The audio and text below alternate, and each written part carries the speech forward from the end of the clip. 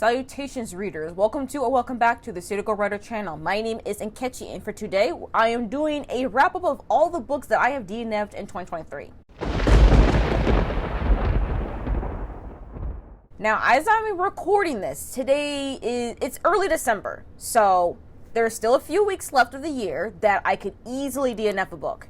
However, I realized on how many videos I wanted to make for end of the year content and realized that, you know what? I need to be ahead of the curve here. So this video is not going to be 100% accurate, especially if I do end up DNFing books, some more books in the rest of December. But I think this is a very definitive list because I realized I DNF'd a lot of books and I need to just talk about them at least briefly since, just because I DNF a book doesn't mean that I'm like never going to read them again. I'm not going to try them again. Or maybe these are books that maybe y'all still could be interested in. It's just that they're just not meant for me. Kind of thing. Anyways, I was actually inspired to do this video because of Heather from Here Booktubes. She does like a quarterly DNF wrap-up. So like a quarterly wrap-up of all the books that she's DNF'd that quarter. I didn't do that. And honestly, I really should be doing that. So thank you, Heather, for doing that. Because now I'm going to do that for next year. Because I didn't have to wait too many books. So I'm going to be really, really quick because I don't want this video to be so long, and I have a lot of books to talk about. So let's really just get into it. Okay, first up, some quick stats. First of all, number of DNFs. I have DNF'd 47 books. That's a lot of books to DNF in a year, personally. I know some people probably DNF more, and I also know that not a lot of people DNF many books, probably even less. But for me, that is a lot of books that I DNF, but also a lot of books now I gotta talk about. And for those DNFs, I also have DNF'd about 8 series. Now, there are a few books that I have DNF'd series. I did finish the first book in that series, or I finished the second book and I just didn't finish that completed series or uncompleted series or what have you. Or I DNF'd the first book in a series. So I just count that as part of my DNF, and that's about 8. And out of the 47 books that I DNF'd this year, 21 of them were 2023 releases, which is kind of interesting. It's not quite half, but it's kind of a lot of 2023 releases. And let's just dive right in, really, to actually the books that I DNF'd this year. So I have organized this into 3 categories. I've organized it into Saved by the DNF, because those books would have been public enemy number 1, meaning that these books, I'm so glad I DNF'd them because if I continued them, they would be one of the worst books I read this year. Now, the second category is, ain't gonna touch them again, but never say never. These are ones I'm like, you know what, I'm pretty solid in just not reading them or not finishing this year, but that doesn't mean that I won't come back to them maybe next year or the couple years afterwards. And for the final group here, the final category, I have Wrong Book, Wrong Time. This was just nothing hate to the book. I think that I just knew that it was me and my mood reading taste and tendencies, that this was just for that. And so that these are books that I don't think there's anything actually wrong with. I think these are books I could actually enjoy. It's just that I was not in the current headspace or the mood to absorb such a story, and I will try again next year or maybe 2025 or what have you. So yeah, let's just quickly, and I mean quickly, get into these books. I'm pretty much going to give you 1 to 2 sentences as far as what these books are. I'm not going to go into depth as far as the synopses. If y'all want to know synopses, y'all gonna have to look up the books yourselves because we don't have time for all that. So I'm just going to give you all the books and we'll just go through it and kind of wrap up that category. So let's start with the very spicy one, as in Saved by the DNF, or would have been public enemy number 1. Let's start with that category. Very, very interesting. First up, we have The Final Strife. DNF'd it very much early on. First chapter, wasn't quite a fan of the main character. I don't think I will really like that series, so moving on. The Midnight Bargain. I was not a fan of the world. Burning Roses. I did not know this was a 3rd in the series, and I'm not interested in reading the first 2 books and that series to read that novella. We have The Stone Sky. I did not like the direction of the series. So yes, I have indeed DNF'd the Broken Earth trilogy, and I'm sorry. I will try N.K. Jemisin again, but I'm not gonna finish the series. Same thing with The Restless Truth. I liked the first book, but I was not a fan of the second book at all. I didn't particularly care for the cast of characters. Blood Depths. This was the first in a series that came out this year, and I did not care for the story or the characters or at all. I tried via audio, I tried physically, it was just not going for me at all. Trader Boro Cormorant. This was a 12 Rex by 12 friend thing, and I did not like it.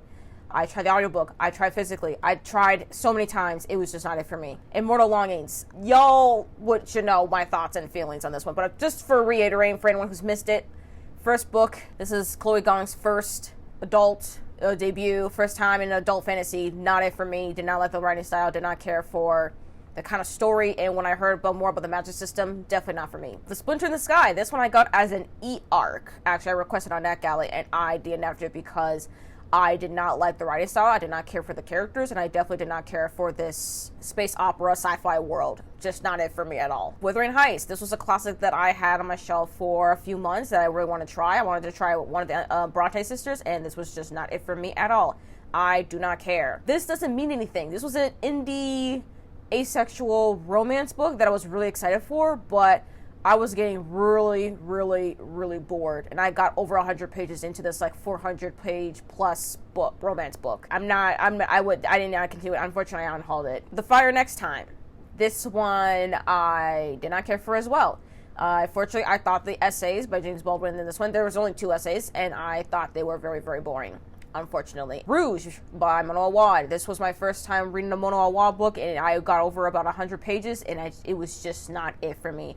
I did not care for Mona Awad's writing style. I did not care on how she was writing this commentary on the beauty industry. The Pomegranate Gate. This was also another debut. This is a first book in a trilogy.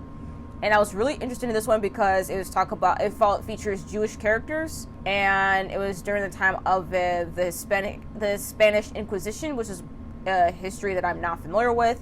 But I think I got around 2/3 of the way through and just realized that this was just not it for me. And I didn't want to keep speeding through the audiobook just to say, hey, I finished this book, when I know damn well it probably would have been a 2.5. So I just did not bother. A Benny's Song, P.J. Clark's middle grade debut. I will have to say, I think the world building is a little bit extensive for a middle grade book. Honestly, if you aged up a Benny to around 15, 16 years old, I don't think the actual world building or the plot at all will really change. I don't think this really works as middle grade, honestly. I think this will work as young adult on the younger side, but it won't really fit into the middle grade space, personally. Shadow Speaker. I tried to read Nnedi Okorafor's adult work, and this one was just not it. This is actually a republished version of a book that was published years ago. Definitely not it for me, and I do know that the sequel, Thunder, will be out in sometime this month, December, so y'all have fun with that, but it's just not it for me. The last 3 books here I do have physically. I will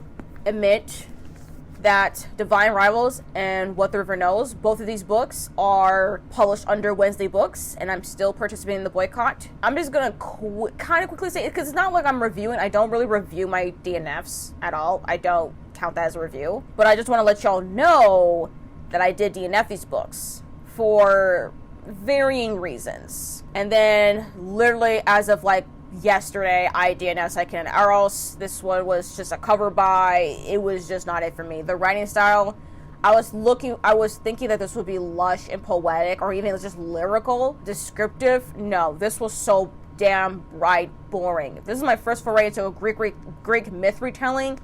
Boring as hell. Never, ever, ever again will touch a Greek myth retelling that's like this. Maybe I will, but it has to be completely different, not your typical Greek myth retellings, because this one was just not it. But yeah, that's pretty much all the books that I DNF'd.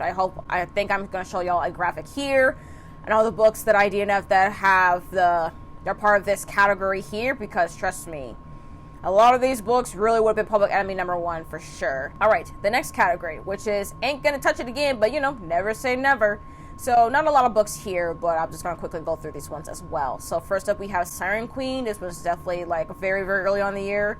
I tried kind of to read this one via audio. It's been enough time that I could definitely try it again. So again, that whole never say never. So yeah, I just don't think that particular setting of the book was for me. Then we have The Art of Prophecy, which I definitely want to try it again, but I don't think I'm gonna go back to the audiobook, because I did try listening via audio, and I do remember Natalie Naudus was the narrator, and I used to say that Natalie Naudus was one of my favorite audiobook narrators, but now I'm starting to realize that Natalie Naudus is probably not really the the narrator. It's like, she's not really my favorite narrator. I mean, there's definitely some books I definitely liked her narration style in, but I think in other books, I don't think it really will work well for me. So yeah, I think I'm gonna try this again, but definitely read with my eyeballs. We have The Heartbreak Bakery. This one I tried to read in April.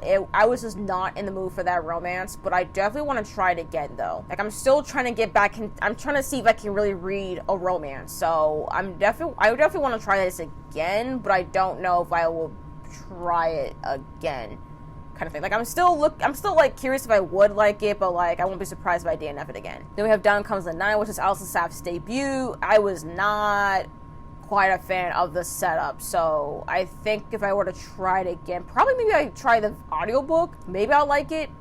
No, I don't know. Very tentative there. Then we have A Song for the Well-Built, which was a book that I read. I was trying to read for Summerween. It was just not it. But then again, I don't know. Maybe I tried the audiobook. Maybe I will like the vibe, the cozy sci-fi vibe. Or maybe not. Who knows? Then we have The Hazelwood, which is a book that I was trying to read for like the 12 Rex by 12 Friends. And this was just not really kind of my style of story. I didn't really particularly like the writing or the characters very much, but maybe in another time when I'm in a particular mood and headspace, maybe I'll try it again. The Book Eaters as well, I didn't particularly like the story. I like the concept of the story, but I don't think I would have liked the direction. But I didn't give it quite a fair shot to really see. I did listen to it via audio. I don't think I'll change my mind with a physical read though, but maybe I could try again with a physical read, but we'll have to wait and see. Frankenstein, I tried to reread Frankenstein, and it was very clear to me that rereading a classic from high school is not quite really the way to go. Or maybe I don't know. Even though I DNF'd it, I don't want to unhaul it, because just in case I am in a mood for like a classic like this, I don't want to unhaul it. And I've already started annotating it. I mean, I don't have my tabs, but I already started annotating it, and I don't want to get rid of this copy. It's a really nice copy, especially if I want to annotate it. We'll see. I'm still having it on the shelf, so anything's possible at this point. Bad Cree, which was a book that I had physically and the audiobook. I didn't really like the story direction. I was really looking forward to it, though. It was one of those 2023 releases I was like, I didn't know about, and then I saw it, and I was like, okay, this actually seems up my alley. And it wasn't because of the dream stuff. It was really just because of just like the character, Mackenzie.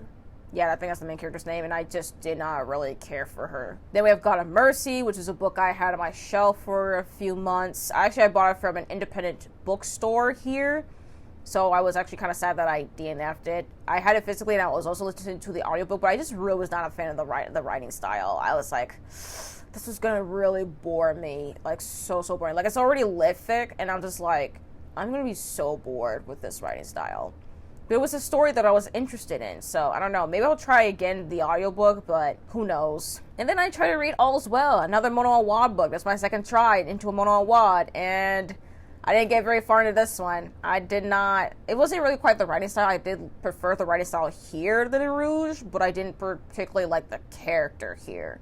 Which I think is the point. It was supposed to be a character study, and I was just not interested in reading a whole ass character study in a literary fiction. I'm just not. Then I tried to read The Late Americans, which was a new release by Brandon Taylor, and I also think this was supposed to be like it's not like a short stories, because like it's not, but like there's pretty much interconnected vignettes, and I didn't really particularly was interested. I did like the writing, so maybe if I read it physically, I probably would have a different tune with it.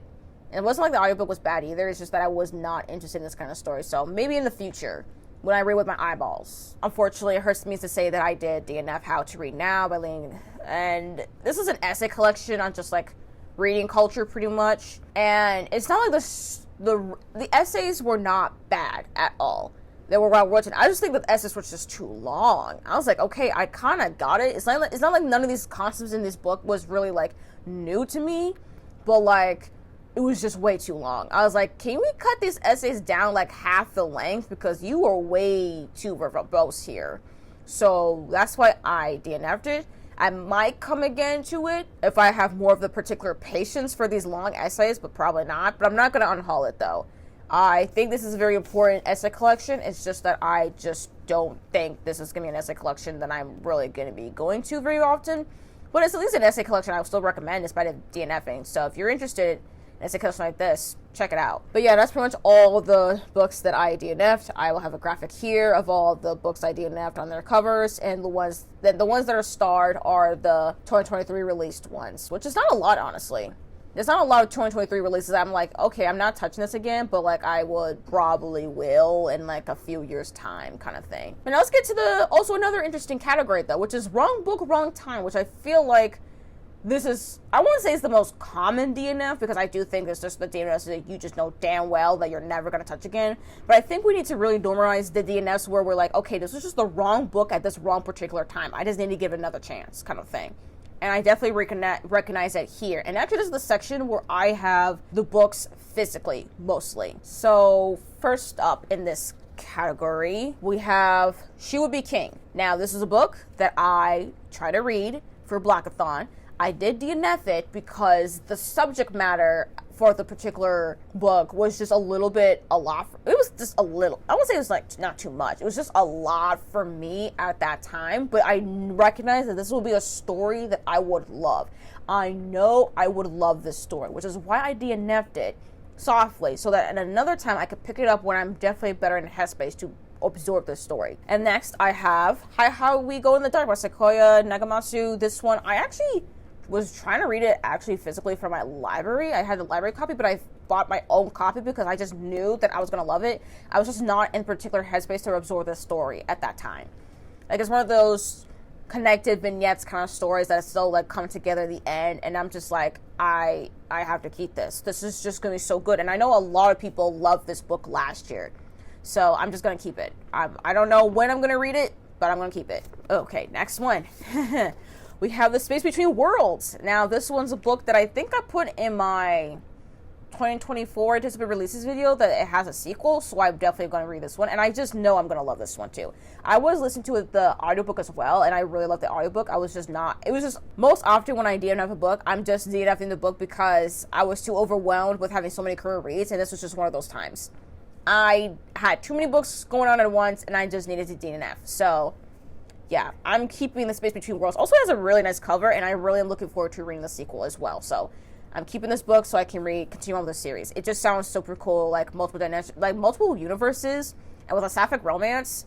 I'm here for it. I'm just here for it. It's not leaving out of my sight, okay? Now, the other book I DNF, though, that I don't own, though, is Lonely Castle in the Mirror. This one is a true Japanese translated work that has been republished, so it's a different cover. But this one was really interesting, and this was a book that I had borrowed physically from my library. I DNF'd it. I listened to the audiobook. I also DNF'd it, but it was not a fault at all of these books, of the book itself.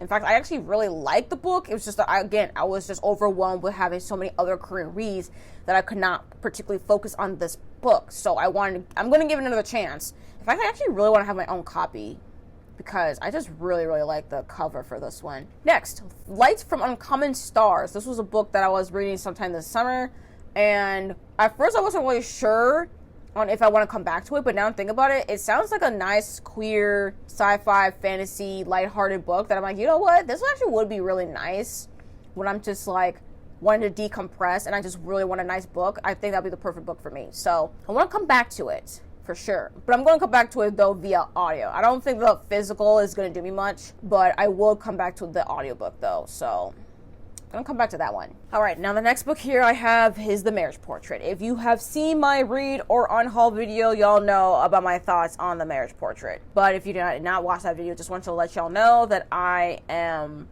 the time, it had an intense subject matter, and I was just not in the headspace to absorb that. And I love Maggie Alfaro's writing, especially in Hamnet, so I'm definitely going to give this a shot. And then I have Modern Divination. This one is the first book in a duology, which I think I did talk about briefly of the sequel that's coming out next year in my 2024 anticipated releases video.